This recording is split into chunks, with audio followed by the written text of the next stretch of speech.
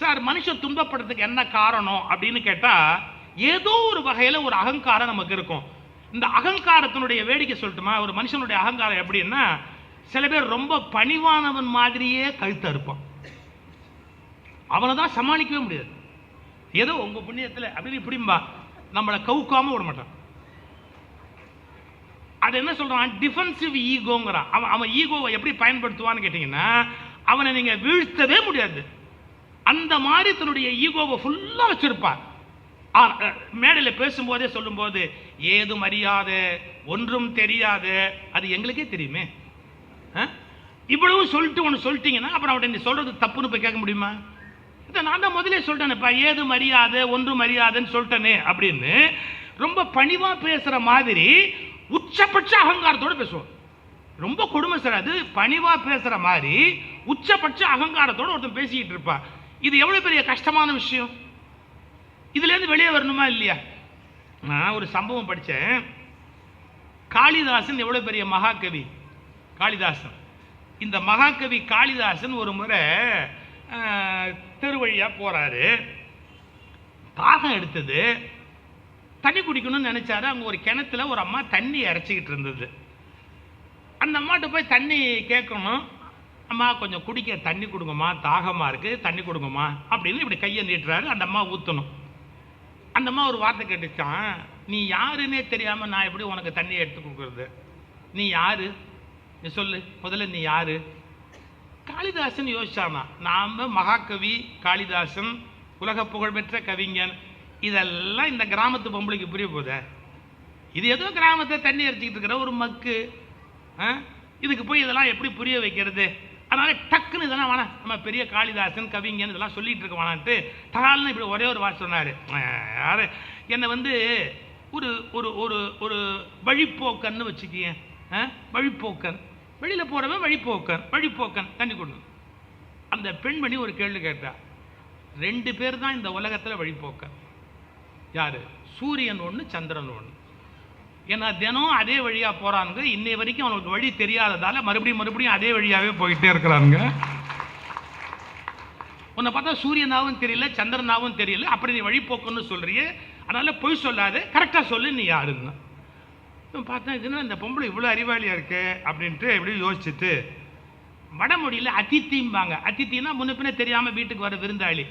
என்ன அதித்தின்னு எடுத்துக்கேன், ஒரு விருந்தாளின்னு எடுத்துக்கேன், கொஞ்சம் தண்ணி கொடுமா தாகமா இருக்கு, அதித்தின்னா. எனக்கு தெரிஞ்சு 2 பேர் தான்ப்பா உலகத்திலே விருந்தாளி. விருந்தாளிக்கு இலக்கணம் என்னன்னு கேட்டால் சொல்லாம வரணும். எனக்கு தெரிஞ்சு மரணமும் நோயும் தான் அதித்தி. ஏன்னா அது எப்போ வரும்னு தெரியாது, எப்படி வரும்னு தெரியாது. உன்னை பார்த்தா சாவு மாதிரியும் தெரியல, நோய் மாதிரியும் தெரியல, ரொம்ப விவரம் தெரிஞ்ச மாதிரி அதித்தின்னு பேசுறியே, அறிவு இருக்கா உனக்குன்னு கேட்டேன். காளிதாசன் பார்த்தான், இந்த பொம்பளை நம்மளை சும்மா விடாது போல் இருக்குப்பா அப்படின்னு இப்படி யோசிச்சுட்டு, வேற எப்படி வேணா எடுத்துக்கோ, அவன் இங்கே தண்ணி வாங்கி குடிக்காம இந்த இடத்த விட்டு போக மாட்டேன், என்ன ஒரு பிடிவாதக்காரன் அப்படின்னு வச்சுக்கோ, புரியுதா? பிடிவாதக்காரன், தண்ணியை கொடு. அந்த பொம்பளை அதுக்கும் பதில் சொல்லிச்சு, எனக்கு தெரிஞ்ச 2 பேர் தான் ரொம்ப பிடிவா, அந்த 2 மட்டும் விட மாட்டேங்குது. எனக்கு தெரிஞ்ச 2 பேர் தான் பிடிவாதமானவங்க. யாரு? நகம் ஒன்று, தலைமுடி ஒன்று. எவன் எவ்வளவு வெட்டினாலும் வளர்ந்துக்கிட்டே இருப்போம்னு, இது 2ம் பிடிவாதமாக இருக்கும். உன்னை பார்த்தா நகம் மாதிரியும் தெரியல, தலைமுடி மாதிரியும் தெரியல, அப்புறம் ஏன் நீ போய் சொல்லிக்கிட்டு இருக்கிற அப்படின்னு.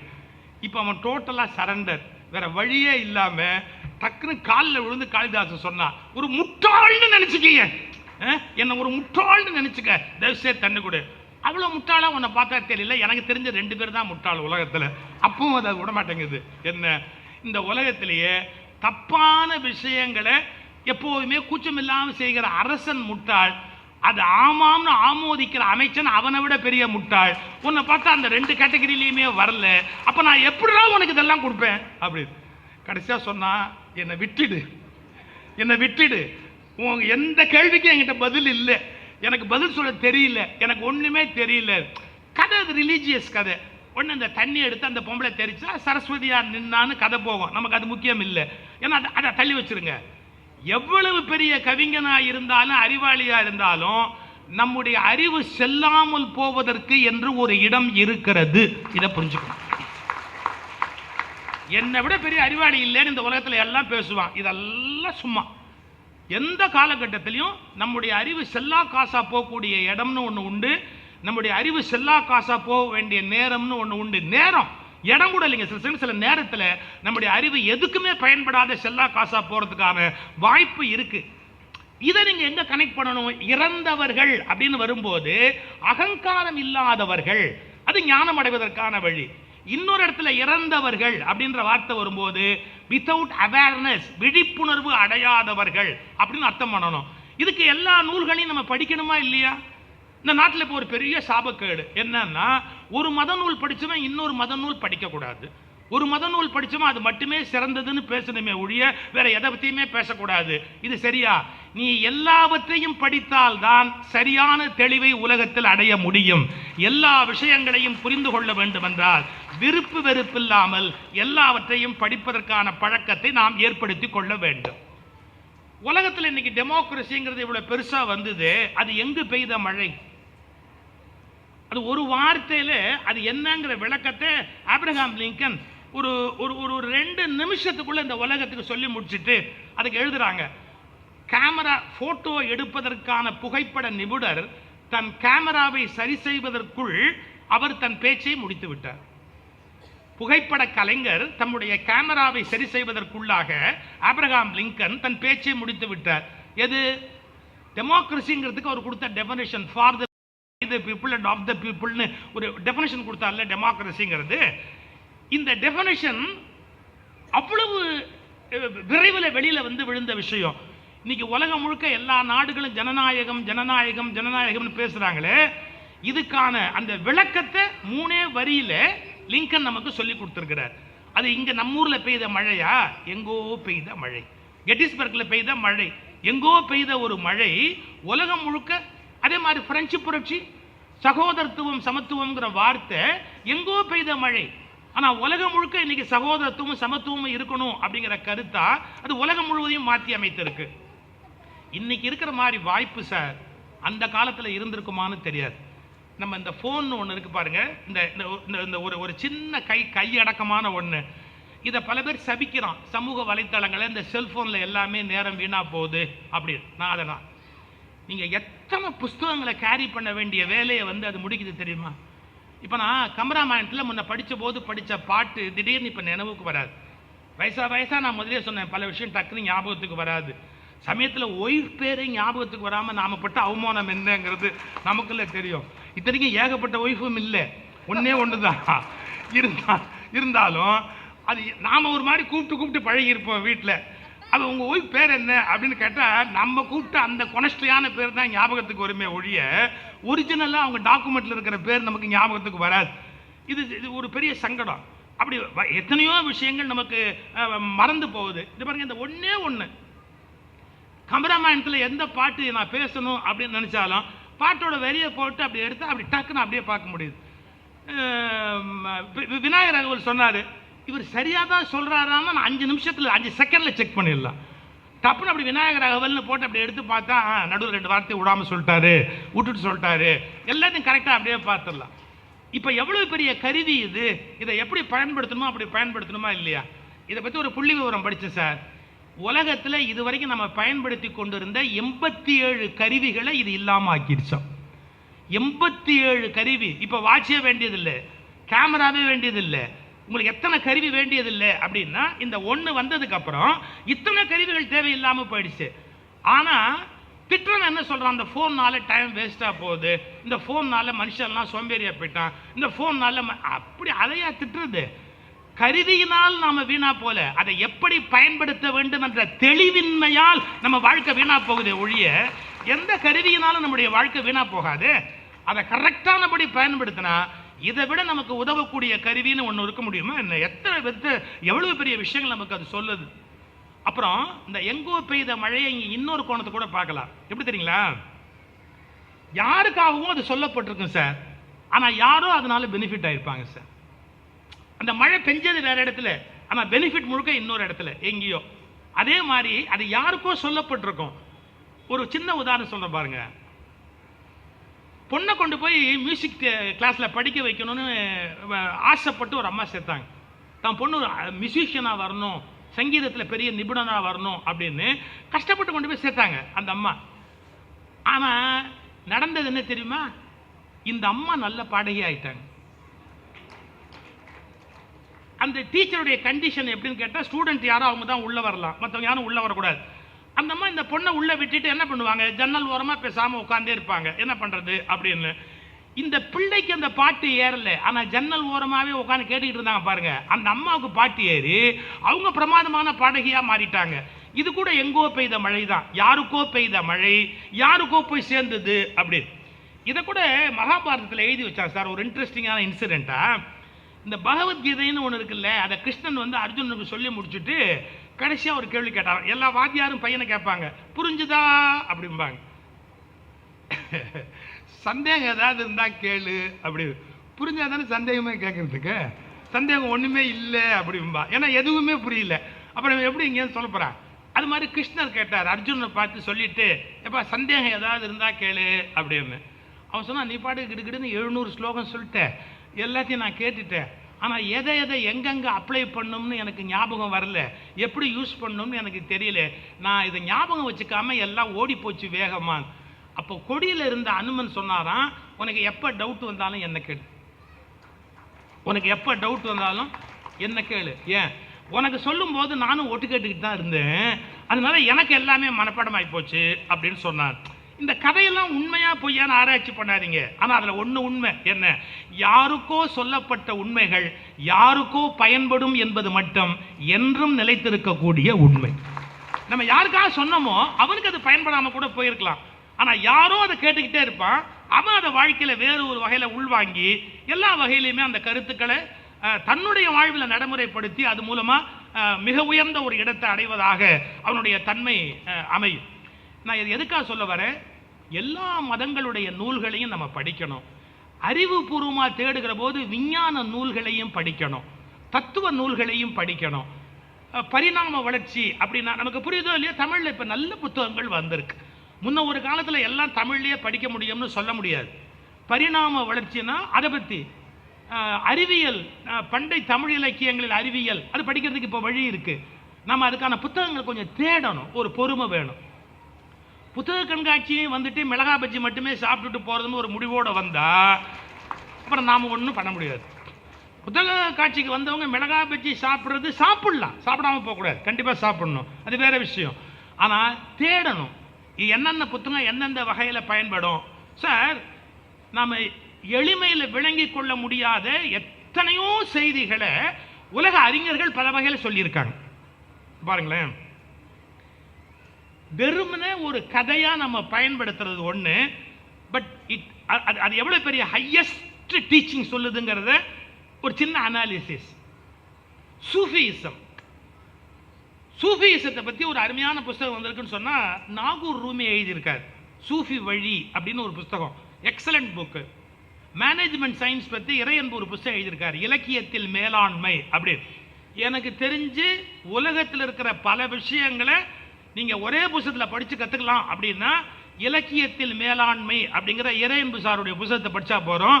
எனக்கு தெரிஞ்சு பக்கத்துக்கு பக்கம் அந்த அளவு விஷயம் வேறு எந்த புத்தகத்திலும் கிடையாது. நான் ஒரு முறை ஒரு விழா, அவரை ப்ளீஸ் பண்ணி எனக்கு ஒன்றும் ஆக போகிறது இல்லை, நான் ஒரு விழாவில் சொன்னேன். சரவண பவன் ஹோட்டல் வச்சுருந்தார் பாருங்க ராஜகோபால், ஒரு ஸ்டேட்மெண்ட் விட்டார் ஒரு முறை MBA கிளாஸ் எடுக்கும்போது, என்னோட எந்த பிரான்ச்சில் வேணாலும் போய் கேசரி வாங்கிட்டு வா. சரவண பவன் ராஜகோபால் சொன்னார், என்னுடைய எந்த பிரான்ச்சில் வேணாலும் போய் கேசரி வாங்கிட்டு வா, 100 கிராம் கேசரியில் 3 முந்திரி பருப்பு இல்லைன்னா நான் இந்த தொழிலை விட்டுடுறேன்னு. என்னோட எந்த பிரான்ச்சில் வேணாலும் நீ போய் 100 கிராம் கேசரி வாங்கிட்டு வா, அதில் 3 முந்திரி பருப்பு இல்லைன்னா நான் இந்த தொழிலை விட்டுடுறேன் அப்படின்னார். எவ்வளோ நம்பிக்கை பாருங்க. நீங்கள் 100 கிராம் கேசரி வாங்கினா கண்டிப்பாக அதில் 3 முந்திரி பருப்பு இருக்கும் அப்படிங்கிறது அவர் தொழில் ரகசியம். அது மாதிரி நான் சேலஞ்ச் பண்ணுறேன், இறையன்பு சாருடைய எந்த பக்கத்தை வேணாலும் எடுத்து படிச்சு பாருங்க, 3 நல்ல விஷயமாவது இல்லைன்னா நான் பேசுறதை விட்டுடுறேன். எப்படி கலெக்ட் பண்றாரு, எப்படி கொடுக்குறாரு தெரியாது, எல்லா விஷயத்தையும் சொல்றாரு. தாவோ டீச்சிங் பத்தி ஒரு இடத்துல சொல்றாரு, ஒரு எல்லாரும் தெரிஞ்சுக்க வேண்டிய எவ்வளவு பெரிய விஷயம் பாருங்க. பெரிய நாட்டை ஆள்வது என்பது சிறிய மீனை சமைப்பது போன்றது. எக்ஸலண்ட் உதாரணம். என்ன அர்த்தம்? பெரிய நாட்டை ஆள்வது என்பது சிறிய மீனை சமைப்பது போன்றது. அதிகம் கிளறக்கூடாது, அதிகம் கிளறக்கூடாது, அதிகம் கிளறினால் உதிர்ந்து போய்விடும். இது டாவோ டீச்சிங்.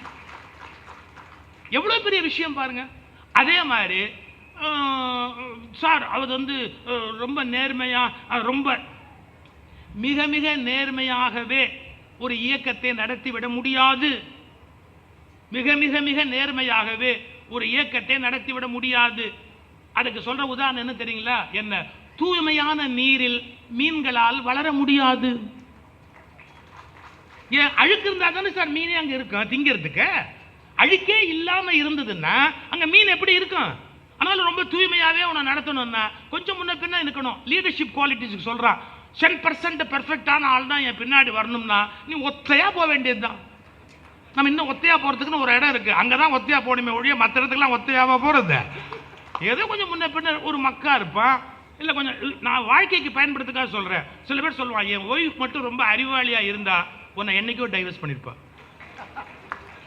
என் ஹஸ்பண்ட் மட்டும் இன்னும் கொஞ்சம் அழகா இருந்தா வேற ஒருத்தைய கல்யாணம் பண்ணிருப்பான். இதுவே தெரியாம பேசுறாங்க எல்லாரும். அவங்க அப்படி இருந்தா இவங்க இப்படி இருந்தா அப்படின்னு. ஓரளவு முன்ன பின்ன இருப்பாங்க, ஓரளவுக்கு அப்படிதான் இருப்பாங்க. அது எல்லாத்தையும் அட்ஜஸ்ட் பண்ணி கொண்டு போகணும். இப்போ நான் எங்கேருந்து எங்கே போகிறேன் அதை சொல்லி முடிச்சிடுறேன். லைஃப்பில் ஹையஸ்ட் விஷயங்களை நமக்கு புரிய வைக்கிறதுக்கு ஒரு சின்ன இந்த முல்லா நசருத்தீன் கதைங்கிறது படித்தா காமெடி ஸ்டோரி மாதிரி தானே இருக்கு. என்ன இருக்காது? ஏதோ தமாஷான ஜோக் மாதிரி தானே தெரியுது. கிடையாது. ஹையஸ்ட் சூஃபிசத்தை விளக்கின உபகதைகள் அவை. ஒரு உதாரணம் பாருங்க. முல்லாட்ட வந்தா ஒருத்தன் ஒரு 4-5 பேர் எங்களை சிஷ்யனை ஏற்றுங்க அப்படின்னா ஏற்றுக்கலாமே, ஒன்றும் தப்பு இல்லை. அவர் கழுதையில் டிராவல் பண்ணுவார். கழுதையில் எப்போவுமே கழுத முகம் அதை பார்த்த மாதிரி நம்ம உட்காந்து அப்படி போகிறது தான் வழக்கம். இந்த சிஷ்யர்கள் வந்த உடனே முல்லா என்ன பண்ணார்? திரும்பி உட்காந்துக்கிட்டாரு. எப்படி? கழுதையோட முகத்துக்கு முதுகு தெரியும்படியாக தான் திரும்பி உட்காந்துக்கிட்டாரு. சிஷ்யர்கள் சொன்னார், ஃபாலோ மீ, வாங்க போகலாம் அப்படி. எல்லாரும் கேட்டான், இது என்னங்க கொஞ்சம் வித்தியாசமாக இருக்குது அப்படின்னு. காமெடி கதை மாதிரி இருக்குது. இப்போ பாருங்க, ஆரம்பிக்கலாம் பாருங்க டெஃபினேஷன் என்னன்னு. முல்லா பதில், உங்களுக்கு நான் முதுகு காட்டிக்கொண்டு போனால் சீடர்களை குரு அவமதித்ததாக ஆகிவிடும். உங்களுக்கு நான் முதுகு காட்டிக்கொண்டு போனால் சீடர்களை குரு அவமதித்ததாக ஆகிவிடும். நீங்கள் எனக்கு முதுகு காட்டும்படி முன்னால் போனால் நீங்கள் என்னை அவமதித்ததாக ஆகிவிடும். இப்போது 2 பேருக்கும் பிரச்சனை இல்லை. முகமும் முகமும் பார்க்க நாம் போகிறோம். சீடன் குருவை அவமதிக்கவில்லை, குருவும் சீடனை அவமதிக்கவில்லை. இதை விட வசதியான நிலை வேறு என்ன இருக்க முடியும்? 1. நம்பர் 2, அடுத்த பாயிண்ட் என்ன? இப்படி உட்காந்து போனா 10 பேர் தப்பா பேசுவானே சார். ஏங்க, ஒரு கழுதையில் நீங்க முகம் பார்த்து உட்காராம முதுகு காமிச்சுக்கிட்டு இந்த பக்கம் பார்த்து உட்கார்ந்தா 10 பேர் சிரிக்க மாட்டானா? இப்போ அதுக்கு விளக்கம் என்ன? நம்மை பற்றி பிறர் என்ன பேசுகிறார்கள் என்பதை பற்றி கவலைப்படாதவன் தான் உண்மையில் ஞானம் அடைந்தவர். நம்மளை பத்தி இவன் என்ன பேசுவானோ, நம்மளை பத்தி அவன் என்ன பேசுவானோ, அது அஞ்ஞானத்தோட உச்சின்னு அர்த்தம். நம்மளை பற்றி எவன் என்ன பேசினாலும் நாம் அதை பற்றி பாதிக்கப்படாமல் இருந்தாதான் நம்ம ஞானத்தோட உச்சிக்கே வந்துட்டோம் அப்படின்னு அர்த்தம். நம்மை பற்றி பிறர் பேசுவதை பற்றி கவலைப்படாமல் இருப்பது தான் ஒரு உயர்ந்த குருவின் லட்சணம். 3வது, ஏங்க கழுதைக்கு நீங்கள் முதுகு காட்டிக்கிட்டு இப்படி உட்காந்து போனால் ரூட்டு கிளியரா எப்படி ரூட்டுனா பாதை எது என்று தடுமாறுகிறவன் குருவாக இருக்க முடியாது. எவனுக்கு பாதை அத்துப்படி ஆயிற்றோ அவன் மட்டுமே குருவாக இருக்க முடியும். பாதை முழுமையும் தெரிந்தவன் தான் முதுகு காட்டி கொண்டு உட்கார முடியும். இப்போ நமக்கு இருக்கிற சிக்கலே எப்படின்னு கேட்டா, 10ஆம் கிளாஸ் படிச்சவன் 5ஆம் கிளாஸுக்கு பாடம் எடுக்கிற மாதிரி நம்மூர் ஞானிகள் எல்லாம் எப்படின்னா, அவனே ஞானம் அடையாம 150 ரூபாய்க்கு 350 ரூபாய்க்கு மற்றவனுக்கு கிளாஸ் எடுத்துக்கிட்டு அவனுக்கு தெரிஞ்ச அறகுறை ஞானத்தை சொல்லிக்கிட்டு இருக்கிறான். நீ 10% அடைய வேண்டியதை அடைஞ்சிட்டியா? உனக்கு அதனுடைய முழுமை தெரியுமா? அதனுடைய உச்சி என்னன்னு தெரியுமா? பாருங்க, பாதையை பற்றிய கவலை இல்லாமல் இருப்பவன் தான் உண்மையான ஞானியாக இருக்க முடியும். எல்லாத்தோட ரொம்ப முக்கியம், இப்படி கழுதைக்கு முதுகு காட்டிக்கிட்டு உட்கார்றது, சிஷ்யர்களை பார்த்துக்கிட்டே வர்றது அசௌரியமான வழியா இல்லையா? எவ்வளோ அசௌரியமான விஷயம். இப்போ பாருங்க, உலகத்தாருக்கு எது அசௌகரியமோ அதுதான் ஞானம் அடைந்தவனுக்கு சௌகரியமான வழி. இந்த உலகத்தார் எதெல்லாம் சௌரியம்னு சொல்றாங்களோ அவனுக்கு அது பெரிய சௌரியம் இல்லை. எதெல்லாம் அசௌரியம்னு சொல்றாங்களோ அதெல்லாம் அவனை பொறுத்த வரைக்கும் சௌரியமான வழி. இப்போ முல்லாவுடைய ஒரு விஷயத்தை நாம ஒரு ஸ்டோரி ஜோக்கா போடுறோம். ஒரு பத்திரிகையில பார்டர் கட்டி சின்னதா ஜோக் மாதிரி போடுறோம். இல்லை, அது உங்களுக்கு உண்மையான சூஃபியிசம் ஞானத்தை உணர்த்துவதற்கான ஒரு மிகப்பெரிய பாடத்திட்டம். இப்படி தேர்ந்தெடுத்து நாம படிக்கிற போது நூற்றுக்கணக்கான ஆயிரக்கணக்கான செய்திகளை பெறலாம். எனவே மழை பெய்த இடத்திலேயே நன்மை செய்ய வேண்டும் என்பதில்லை. எங்கோ பெய்கிறது, எங்கோ நன்மை செய்கிறது. யாருக்கோ பெய்கிறது, யாரோ நன்மை அடைகிறார்கள்.